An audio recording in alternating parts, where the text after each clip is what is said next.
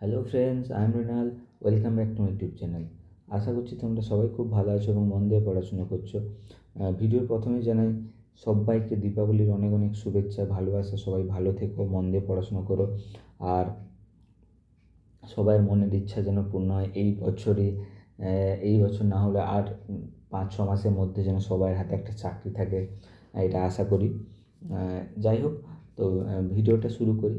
বেশ কিছুদিন ধরে ভিডিওটা বানাতে চাইছিলাম, কিন্তু সময় অভাবে অ্যাকচুয়ালি ঠিক হয়ে ওঠেনি।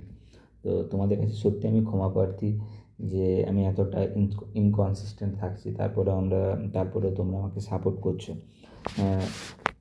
যাই হোক, আজকে তাহলে আর বেশি কথা বাড়াবো না। ভিডিওর বিষয়বস্তু পিএসসি ক্লার্কশিপ পার্ট 1 রেজাল্ট আর মেন্স নিয়ে কিছু কথা বলবো। মেন্স নিয়ে কথা বলতে মানে কিছুটা রিয়েলিটি চেক। ঠিক আছে, তোমরা অনেকেরই ভিডিও দেখেছো, সেখানে কিন্তু cut off etcetera etcetera, target score অনেক কিছুই দেখছো।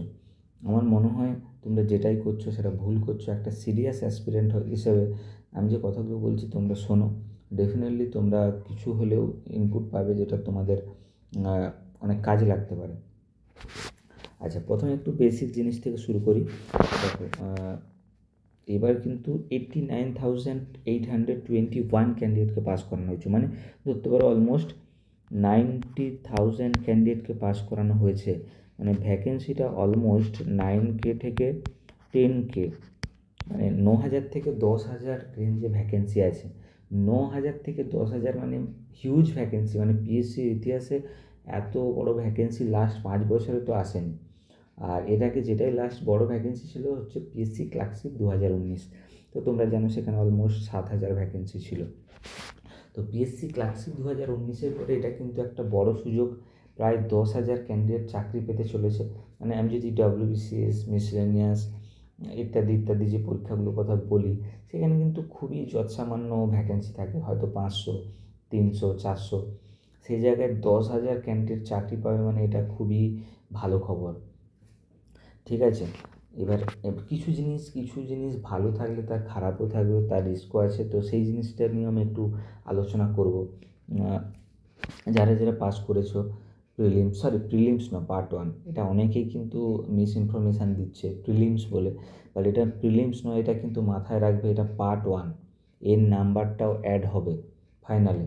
তো এটা কিন্তু খুব ক্রুশিয়াল, এই জিনিসটা মাথায় রাখবে। এটা প্রিলিমস নয়, পার্ট 1 পাস করেছো, পার্ট 2 পাস করতে হবে, যেমন সিজিএলের টিয়ার 1, টিয়ার 2। ঠিক আছে, তো প্রায় 90,000 ক্যান্ডিডেট পাস করেছে। একটু কাট অফটা দেখে নেব। কাট অফটা দেখো, মোটামুটি আমি যেটা এস্টিমেট করেছিলাম যে 6,000 ভ্যাকেন্সির হিসাবে 60,000 ক্যান্ডিডেটকে ডাকা হলে আমি 55 টার্গেট দিয়েছিলাম। তো সেই হিসেবে এটা অলমোস্ট ঠিক আছে। এখানে যেহেতু 90,000 ক্যান্ডিডেটকে ডাকা হয়েছে, তো 50-এর নিচে কাট অফ যাওয়াটা বাঞ্ছনীয় ছিল, কারণ কোশ্চেনটাও টাফ ছিল। তো সেই জায়গায় জেনারেলে 49, আর OBC A, OBC B, SC almost same. ST difference আছে 29। আর সবথেকে মানে যেটা নিয়ে বেশি কথা হচ্ছে সেটা ইডাব্লিউএস 11.75। আর এমএসপি এগুলো তোমরা দেখছো যে মোটামুটি মাইনাস বা এরকম পয়েন্টে তোমার কাট অফ গিয়েছে। এই জিনিসটা কিন্তু 2019-এও এরকমই কাট অফ ছিল। বাট ফাইনাল রেজাল্টে কাট অফটা দেখবে, সেখানে কিন্তু কাট অফ সবাইয়েরই কাট অফ বেড়েছিল। তো যেটা তুমি ভাবছো যে সাপোজ 11.75 মানে ফাইনাল হয়তো এর কাট অফ অনেক কম যাবে, এটা কিন্তু ভুল ভাবছো। তো সেখানে দেখবে আমার যেটা মনে হয় যে জেনারেল, ওবিসি, ওবিসিবি এরকম কাছাকাছি কাট অফ যাবে ইডাব্লিউএসে, এখন এতটা কম গেলেও। কারণ এরকম প্রচুর ছেলে রয়েছে, প্রচুর ক্যান্ডিডেট রয়েছে যারা ইডাব্লিউএস ক্যান্ডিডেট, তারপরেও তারা কিন্তু জেনারেলে পাস করে বসে আছে। তারা 49 কাট অফ পেয়েছে, সেখানে হয়তো 60+ স্কোর করে আছে, তারাই অ্যাকচুয়ালি সিলেকশান পাবে। তো সেই জায়গাটা মাথায় রাখতে হবে। এবার কেউ যদি একটু পিছিয়ে আছো, তারা ডেফিনেটলি ডেসক্রিপটিভে প্রচুর এফোর্ট দাও। ডেসক্রিপটিভেও কিন্তু গেম চেঞ্জ হতে পারে ডেফিনেটলি। সেখানে লাস্ট যে কটা পিএসসি পরীক্ষা হয়েছে, সেখানে কিন্তু একটু ডেসক্রিপটিভের মার্কিংয়ে একটা অ্যানোমালি দেখা যাচ্ছে। বিভিন্ন কোড ওয়াইজ মার্কস র্যান্ডম হয়। ইভেন পিএসসি ক্লার্কশিপ 2019-এও আমি যেটা মার্কস দিয়েছিলাম, তোমরা দেখেছো হয়তো পিডিএফটা, বিভিন্ন সেন্টার ওয়াইজ কোথাও 80, 70 এরকম হাই স্কোর হচ্ছে, আবার কোথাও কোনো কোনো সেন্টারে হয়তো সেখানে 30, 40 এরকম কাটও হয়েছে, স্কোর হয়েছে।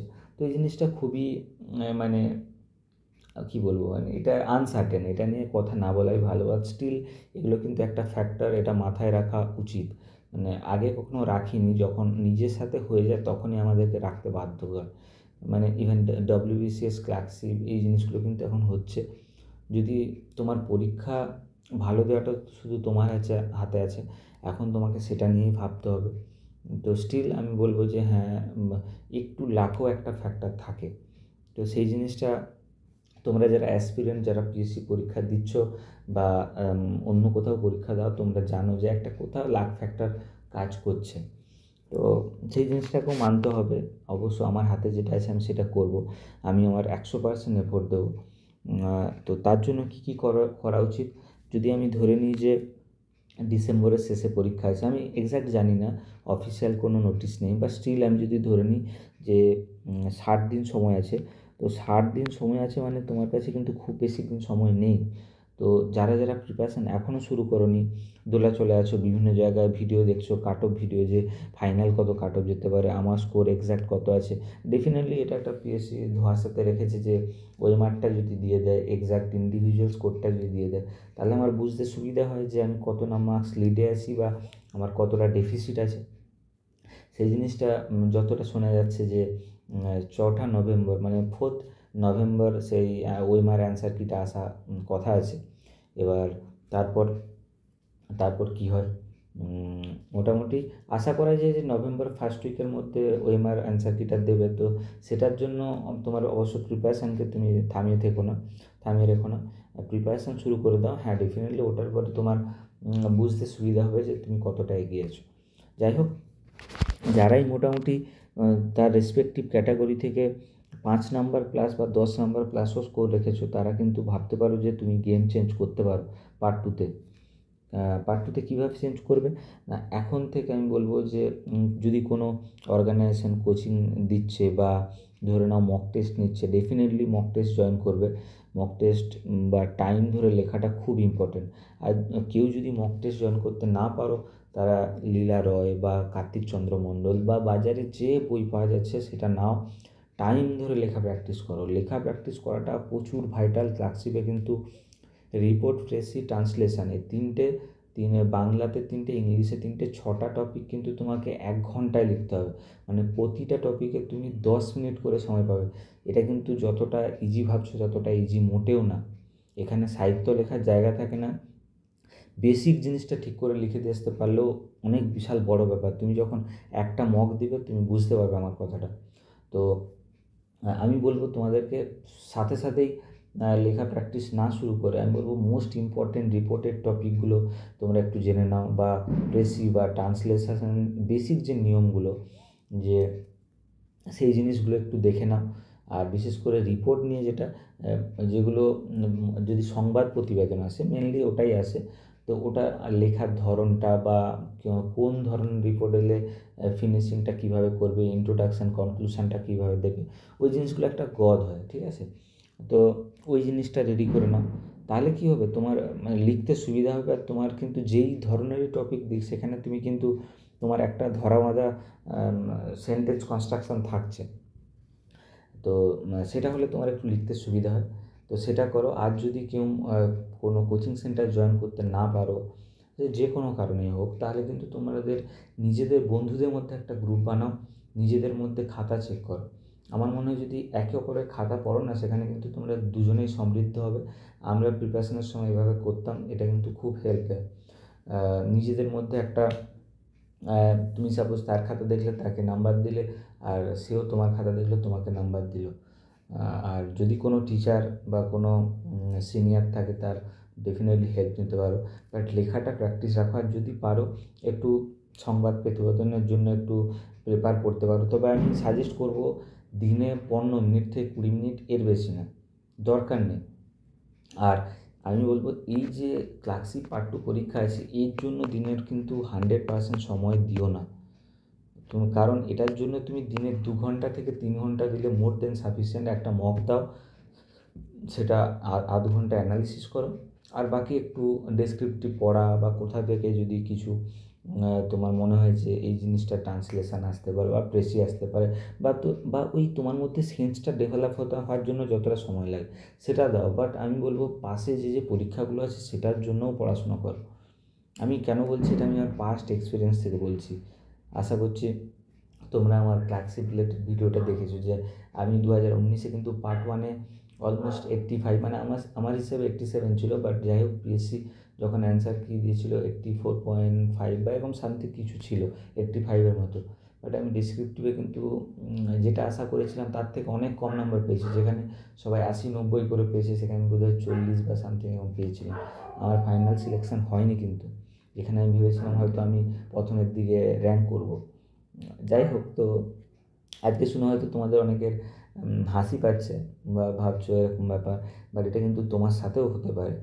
এই জিনিসটা ডেসক্রিপটিভ খুবই আনপ্রেডিক্টেবল, সেখানে মার্কিং আর পিএসসির ইতিহাসে কিন্তু এত খাতা দেখারও কখনো পিএসসির মানে সেই এক্সপিরিয়েন্সটা নেই। তো এক্স্যাক্টলি ডেসক্রিপটিভে কী কেমন কী মার্কিং হবে কী হবে সেটাও একটা কিন্তু ডুহাসের মধ্যে থাকে। তো আমি বলবো ডেফিনেটলি তুমি তোমার বেস্ট দাও, বাট তারপরেও আমি বলবো আদার যে এক্সামগুলো আছে তাতেও ফোকাস রাখো, এটাই বলবো। আমি এই ভিডিওটা করার মাধ্যমে কিন্তু তোমাদের নেগেটিভ করতে চাইনি, আমি তোমাদের শুধুমাত্র রিয়েলিটি চেক করতে চেয়েছি। আর সবথেকে বড় কথা, তোমাকে দাদা হিসাবে একটা গাইডেন্স দিচ্ছি যাতে তোমরা পরে গিয়ে আফসোস না করো। ভালো থেকো সবাই, টাটা। যদি কোনো দরকার হয় তোমরা ডেফিনেটলি কমেন্ট সেকশানে জানাও, আমি যথাসম্ভব হেল্প করব।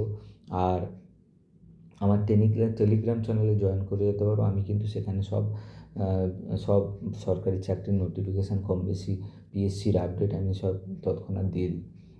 সবাই ভালো থেকো, সাবধানে থেকো, টাটা।